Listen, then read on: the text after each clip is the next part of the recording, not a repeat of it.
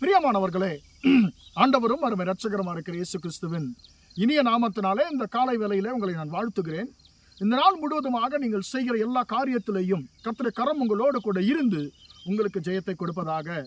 அன்பானவர்களே, எபிரேயர் நிருபத்தில் 12ஆம் அதிகாரம் 16, 17 வசனங்களிலே ஏசா என்கிற ஒரு மனுஷனை குறித்து சொல்லப்பட்டிருக்கிறது. அந்த வசனம் என்ன சொல்லுகிறது? ஒருவேளை போஜனத்திற்காக தன் சேஷ்ட புத்திரவாகத்தை விற்று போட்ட ஏசாவை போல சீர்கெட்டவனா இராதபடிக்கு எச்சரிக்கையா இருங்கள் என்று சொல்லி நம்மை வசனம் எச்சரிக்கிறது. என்று சொன்னால் அவன் பிற்பாடு அவன் ஆசீர்வாதத்தை பெற விரும்பியும் பெற்றுக்கொள்ள விரும்ப ஆகாதவன் என்று தள்ளப்பட்டதை அறிவீர்கள். அவன் கண்ணீரோடு அவன் தேடினாலும் மனம் மாறுதலை கண்டடையாமல் போனான் என்று சொல்லி நாம் வாசிக்கிறோம். அன்பானவர்களே, இந்த இடத்துல கர்த்தர் தனக்கு கொடுத்ததான ஆசீர்வாதத்தை தன் அலட்சியத்தினால இழந்து போனதான ஒரு மனுஷனை குறித்து பரிசுத்த வேதம் நம்மோடு கூட பேசுகிறது. அன்பானவர்களே, இந்த ஏசாவை குறித்து பழைய ஏற்பாட்டில் ஆதியாகமத்தின் புஸ்தகத்தில் நாம் 25, 26 வசனங்களிலே நாம் வாசிக்கிறோம். ஏசா தன் சேஷ்ட புத்திரவாகம் அது ஒரு பெரிய ஒரு கர்த்தர் கொடுத்த ஒரு பொறுப்பு, ஒரு ஆசீர்வாதம் என்று சொல்லி நான் சொல்லுவேன். அன்பானவர், இந்த சேஷ்ட புத்திரவாகம் என்று சொன்னால் என்ன? ஒரு வீட்டில் ஒரு 2 பிள்ளைகள் இருப்பார்கள் சொன்னால் அதில் மூத்த மகனுக்கு ஆண்டவர் ஒரு விசேஷத்தன்மை கொடுத்திருக்கிறார். அது என்னன்னு கேட்டால், சொத்தை பிரிக்கும் பொழுது அந்த 2 பிள்ளைகளுக்கு 2 பாகமாக பிரிக்காம 3 பாகமாய் பிரிப்பார்கள். 3 பாகமாய் பிரிக்கும் பொழுது அதில் 2 பாகம் பெரியவனுக்கு, அதாவது சேஷ்டபுத்திரன் சொன்னால் பெரியவன், மூத்தவனுக்கு 2 பாகமும் இளையவனுக்கு 1 பாகம் வரும். ஏன் மூத்தவனுக்கு 2 பாகம் என்று சொன்னால், அவன் தன் வயதான பெற்றோரை கவனித்துக் கொள்ள வேண்டிய மிகப்பெரிய பொறுப்பை கர்த்தர் அவன் கரத்திலே கொடுத்திருக்கிறார். அன்பானவர்களே, தலையீற்றுகள் எல்லாம் என்னுடையவைகள் என்று சொல்லி ஆண்டவர் சொல்லுகிறார். அப்போ சேஷ்டபுத்திரன் என்பது கர்த்தர் கொடுத்திருக்கிற ஒரு ஆசீர்வாதம், ஒரு ஸ்தானம், ஒரு பொறுப்பு. அன்பானவர்களே, இப்படிப்பட்ட ஒரு ஆசீர்வாதத்தை கர்த்தர் ஏசாவுக்கு கொடுத்து வைத்திருந்தார். அது அவன் இழந்து போக காரணம் என்ன என்று சொல்லி பார்க்கும்போது நம்ம எல்லாருக்குமே தெரியும். அன்பானவர்களே, ஆதியாகமத்தில் நாம் 25ஆம் அதிகாரத்தில் வாசிக்க முடியும். ஏசா தன் சேஷ்ட புத்திர பாகத்தை ஒருவேளை போஜனத்திற்காக அலட்சியம் பண்ணினான் என்று சொல்லி.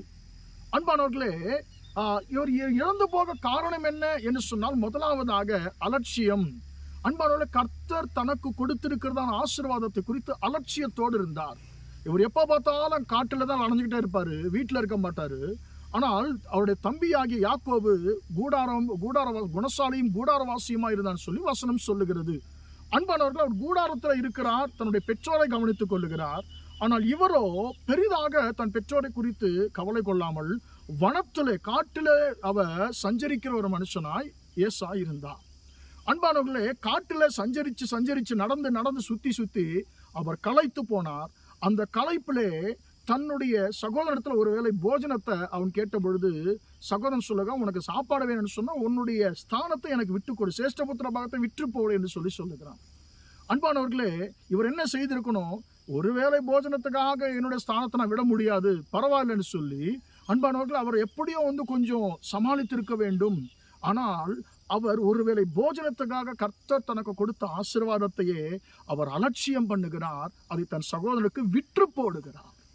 அது நிமித்தமாக அன்பானவர்கள் என்ன நடந்தது? பின் நாட்களிலே அந்த சேஷ்டபுத்திரனுக்குரிய ஆசீர்வாதத்தை ஏசா பெற்றுக்கொள்ள நினைக்கிறார். ஆனால் அவரால் முடியல.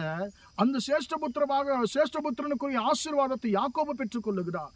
ஆனால் ஏசா போய் ஆண்டவர் தன்னுடைய தகப்பனிடத்தில் கதறுகிறார், அப்பா, எனக்கு எங்க ஆசீர்வாதம், என்னை ஆசீர்வதிங்கன்னு சொல்லி.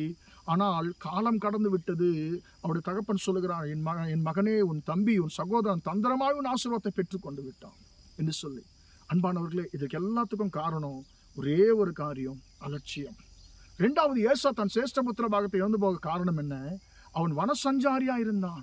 யாக்கோபு கூடாரவாசியா இருந்தான். கூடாரவாசி என்பது தேவ சமூகத்தில் தரித்திருக்கிற ஜப வாழ்க்கைக்கு அடையாளமாய் காணப்படுகிறது. ஆனால் இவரோ என்ன செய்கிறார்? வனசஞ்சாரி, உலகம் பூரா சுத்துவார், ஆனால் வீட்டில் இருக்க மாட்டார்.